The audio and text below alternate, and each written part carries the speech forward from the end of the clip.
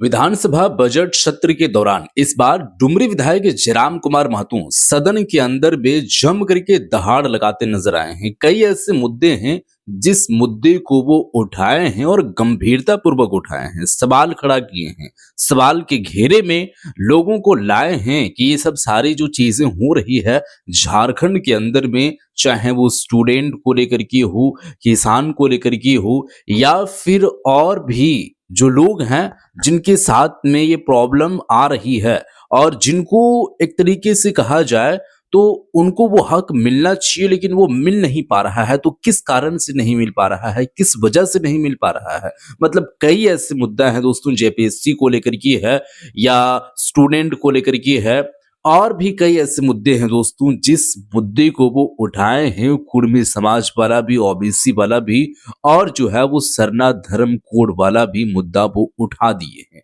अब इन सब सारी चीजों पर विस्तार से जो है वो हम आप लोगों के सामने चर्चा करेंगे, लेकिन उससे पहले हम आप लोगों को वीडियो दिखाना चाहूंगा कि आखिर में क्या कुछ हुआ है इस दौरान, क्या कुछ जो है वो देखने को मिली है, और बातों बातों में किस हद तक जो है वो ये आगे बढ़े हैं, और आगे बढ़ करके जो इनको एक तरीके से लगा कि नहीं, ये जो है वो मुद्दा रखने से, ये बात करने से थोड़ा सा असर पड़ेगा, असर दिखेगा, काम होगा। तो वो तमाम ऐसी चीजें आप लोगों से रिक्वेस्ट है दोस्तों, इस वीडियो को पूरा देखिएगा, और वीडियो को देखिए, देखने के बाद आप जो है वो अपना राय भी कमेंट सेक्शन में जरूर दीजिएगा। तो सबसे पहले मैं आप लोगों को वीडियो दिखाता हूं, इस वीडियो को पहले आप लोग देखिए, फिर उसके बाद हम आगे की बातें करेंगे। वीडियो देखिए पहले। जयराम महतो, माननीय सदस्य जयराम महतो जी। धन्यवाद अध्यक्ष महोदय, सभापति महोदय। माननीय राज्यपाल महोदय के अभिभाषण पर मुझे अपनी बात को रखने का अवसर दिया। मैंने माननीय राज्यपाल महोदय के अभिभाषण को बड़े गंभीरता पूर्वक सुना, और उनके अभिभाषण के बाद पक्ष और विपक्ष के नेताओं ने जो अपनी प्रतिक्रियाएं देने का काम किया, उसे भी मैंने बड़ी गंभीरता पूर्वक सुना। मुझे आशा थी कि नए सत्र में, यानी इस बजट सत्र में, जो राज्य के ज्वलंत मुद्दे हैं उन पे बात होगी, लेकिन कुल मिलाकर देखा, पक्ष हो या विपक्ष हो, एक दूसरे पे दोषारोपण की बात करते रह गए। महोदय, आज इस राज्य में सबसे महत्वपूर्ण मुद्दा अगर कुछ है तो कई है, लेकिन उनमें छात्रवृत्ति का मुद्दा आज महत्वपूर्ण है। मैंने जाना कि भाई राज्यपाल कौन होते हैं ना, राज्यपाल केंद्र और राज्य के बीच कड़ी होते हैं। तो यदि राज्य और केंद्र के बीच असहमति है तो शायद राज्यपाल महोदय को उस कड़ी को जोड़ना चाहिए था और राज्य सरकार को भी प्रयास करना चाहिए था। महोदय, पता नहीं आपके पास एक छात्र का वीडियो क्लिप आया होगा, वो 1.5 लाख रुपए लेकर अपने कॉलेज में गया और वो वीडियो बना रहा था माननीय मुख्यमंत्री के नाम से कि मुख्यमंत्री महोदय, मेरे घर में मेरी माँ ने बचत करके 1.5 लाख रुपए रखे हैं और अगले महीने मेरी बहन की शादी होना है।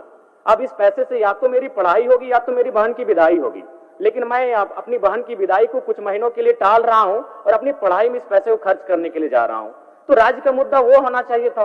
महोदय, अब क्या एक दूसरे पे दोषारोपण करने से नहीं होगा। अगर राज्य के सर्वोच्च पंचायत, जो विधानसभा जहां हम लोग बैठे हैं, अगर यहां समस्या का समाधान नहीं होगा तो क्या आसमान में होगा? अगर वहां होता तो इस हिंदुस्तान से ज्यादा देवी देवता, ईश्वर, अल्लाह, खुदा, भगवान, रब कहीं नहीं पूजे जाते हैं। अगर वहां होना होता तो समस्याओं का समाधान हो जाता, लेकिन राज्य के सर्वोच्च पंचायत पर क्या हो रहा है अध्यक्ष महोदय?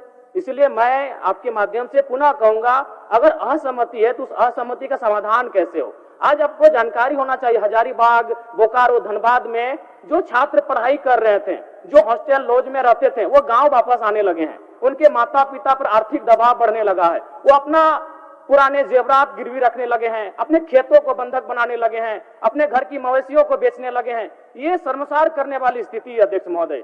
अध्यक्ष महोदय, आगे मैं बात करना चाहूंगा। मुझे उम्मीद थी कि राज्यपाल के अभिभाषण में झारखंड आंदोलनकारियों के पेंशन पर चर्चा होगी, क्योंकि आप संथाल परगना से आते हैं, मैं कोयलांचल से आता हूं, और इस दोनों सरजमी ने आंदोलन को एक आधार दिया है। लेकिन आज आंदोलनकारियों की बात कोई करना नहीं चाहता है। आज इस राज्य में मुझे लगता है 1/3 आंदोलनकारी तो स्वर्गवासी हो चुके हैं, और जो बच्चे हैं उनमें से आधे बीमार हैं, किन्हीं को टीबी है, किन्हीं को हैजा है। आज उनके बच्चे उनसे आंख में आंख डालकर कह रहे हैं कि आपने क्यों झारखंड राज्य लिया, किसके लिए झारखंड राज्य लिया? आपने एक तो हमें ठीक से पढ़ाया नहीं, हमारे रोजगार के बारे में सोचा नहीं, आपने किसके लिए राज्य लिया? क्या 81 विधायक बनाने के लिए अपने राज्य लिया? अगर हमारे लिए लिया तो फिर हम कहां हैं? तो मैं सबसे पहले सरकार को ये भी आकृष्ट करना चाहूंगा कि आंदोलनकारी जो जेल गए हैं उनको 15,000 रुपए महीना मिले और जो जेल ना गए हैं उनको 10,000 मिले। और सबसे पहले अध्यक्ष महोदय, सभापति महोदय, आप जान रहे हैं, आप विधायक होने के बाद देखिए कितने चक्कर काटते हैं अस्पतालों के। कई विधायक, कई मंत्री अस्पतालों के चक्कर काट के आए, जबकि हम लोग संपन्न हैं। तो सोचिए उन आंदोलनकारियों की स्थिति क्या होगी जो पूरा 30 साल आंदोलन को समय दिए। बिल्कुल आधे लोग बीमारी से ग्रस्त हैं। तो सबसे पहले उनके लिए, जिनके पास प्रमाण पत्र है, जिनको सरकार ने मान्यता दिया है, उस प्रमाण पत्र के आधार पर इस राज्य में कहीं भी उनका निःशुल्क इलाज हो, मैं इस बात के लिए भी सरकार से मांग करता हूं। अध्यक्ष महोदय, अभी राज्यपाल के अभिभाषण में दावोस की यात्रा को सराहा गया। निसंदेह मैं भी मानता हूं, एक युवा हूं, मैं मानता हूं कि इस राज्य में सभी को सरकारी नौकरी देना संभव नहीं होगा, लेकिन रोजगार का सृजन करना, उनको कैसे रोजगार दिया जाए, उनकी आर्थिक स्थिति कैसे ठीक किया जाए, ये एक बढ़िया पहल है। तो दावोस की यात्रा पर माननीय राज्यपाल ने अपने अभिभाषण के माध्यम से चर्चा किया, लेकिन मैं उस पर कुछ चर्चा करना चाहता हूं। जैसा कि जानकारी मिली है कि 1,27,00,000, माफ कीजिएगा, 1.27 लाख करोड़ से अधिक का निवेश होना है।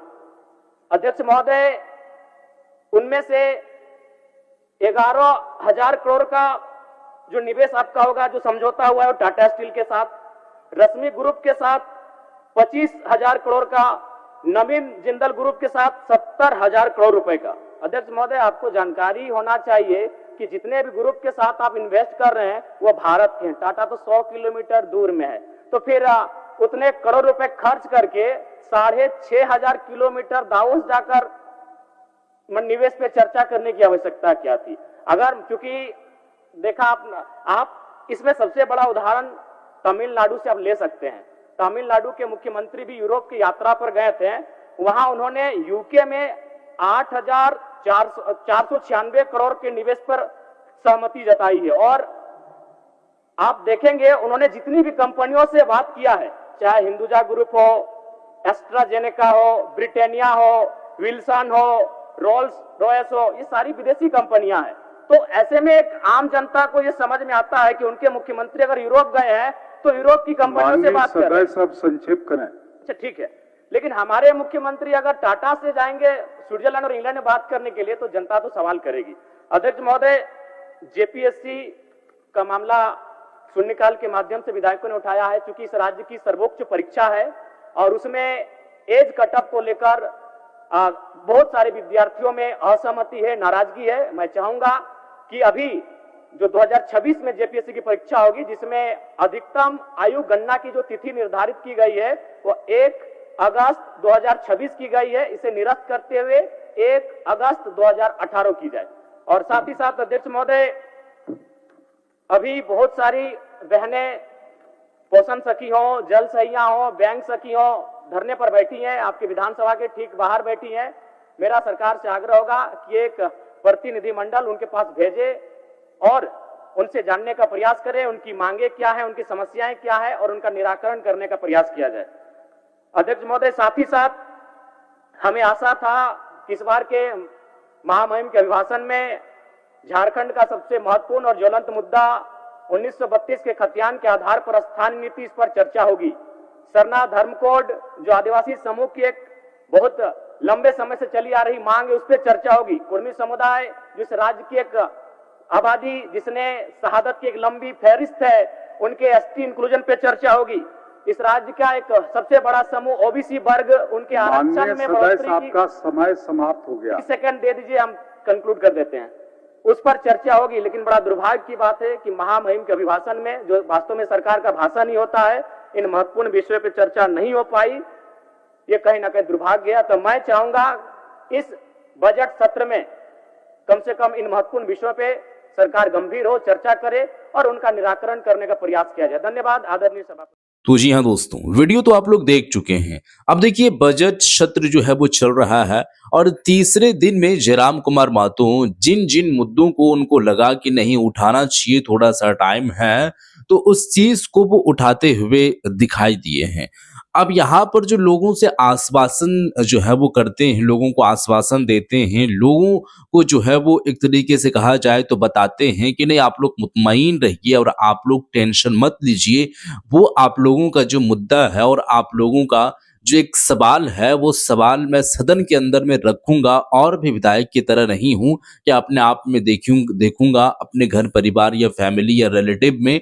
नहीं, मैं सबको एक तरीके से देखा जाए तो एक जितने भी धर्म के लोग हैं, जितने भी समुदाय के लोग हैं, वो तमाम ऐसे लोगों का जो मेन मुद्दा है उसको उठाने की कोशिश करेंगे। अब स्टूडेंट वाला मामला जो है वो आप लोगों को पता होगा कि एक स्टूडेंट है, वो 1.5 लाख घर से रुपए लेकर के और वहां पर पहुंचे थे एडमिशन करवाने के लिए या फिर जो जरूरत थी कॉलेज में उसको देने के लिए, पूरा करने के लिए वीडियो वगैरह बनाए और वीडियो जो है वो बनाने के क्रम में ये मैसेज दिए कि देखिए मेरे पास में इतना है, मेरी माँ आज से नहीं कईयों सालों से ये पैसा जो है वो रखे थे और ये पैसा जो है वो बहन की शादी के लिए रखे हुए थे। अब बहन की शादी इस पैसे से होगी या फिर मेरा जो आगे का एक एजुकेशन का सफर है उसको जो है वो यहाँ पर भरपाई किया जाएगा। दोनों में से कोई एक चीज होगी, या तो मेरा एजुकेशन में लगेगा या फिर यहाँ पर मेरी बहन की शादी होगी और वो उनकी विदाई होगी। तो यहाँ पर एक तरीके से कहा जाए तो किस मोड़ में ये एजुकेशन वाला मामला जा रहा है वो आप खुद समझ लीजिएगा और सोच लीजिएगा। तमाम स्टूडेंट के ऊपर में दबाव पड़ रही है, घर का दबाव पड़ रहा है। ऐसा इस तरीके से कहा जाए तो बेरोजगारी ही है। पैसा जब नहीं रहेगा घर में कमाने वाला और वो एजुकेशन पर ही ज़्यादा फ़ोकस देगा, तो पैसा कहाँ से होगा? और आप लोगों को पता होगा कि एजुकेशन में, पढ़ाई के मामले में कितना ज़्यादा पैसा लगता है। तो इन सब सारी चीज़ों को लेकर के कैसे लोग सर्वाइव कर पाएँगे? कैसे जीवित रह पाएँगे और कैसे जी पाएँगे? थोड़ा-सा आप बताइएगा। कुर्मी समाज वाला भी देरों समय से जो उठाते हुए एसटी समाज, एसटी जो है वो सूची वाला मुद्दा निकल कर के सामने आया था तो वो भी उठा दिए हैं, ओबीसी वाला भी उठा दिए हैं, सरना धर्म कोड वाला भी उठा दिए हैं। अब ये सब जो जेपीएससी वाला भी, ये सब जो सारा मुद्दा उठाए हैं गंभीरता पूर्वक इसमें सरकार जो है वो एक तरीके से सोच विचार करें और इसमें कैसे ठीक होगी, वो सब सारा जो चीज़ें हैं, वो सारी चीज़ों को वो गंभीरतापूर्वक सोचने की और इसको निराकरण करने की, इसको पूरी तरीके से ठीक करने के लिए वो कहाँ है। अब इसमें आप किस हद तक आप सहमति जताते हैं? आपका इस पर विचार क्या है? जयराम कुमार माथुर जी का तो वीडियो आप लोग देख चुके हैं, कइयों ऐसे मुद्दे उठाए हैं, तो इन सब सारे मुद्दों पर आपकी जो है वो क्या प्रतिक्रिया है और आप क्या सोचते हैं और इस सब सारी चीज़ों को लेकर के आप ज़रूर बताइएगा। फिलहाल के लिए इस वीडियो को ज़्यादा से ज़्यादा शेयर कर दीजिएगा। मिलते हैं एक और नई वीडियो के साथ, तब तक के लिए खुदा हाफ़िज़।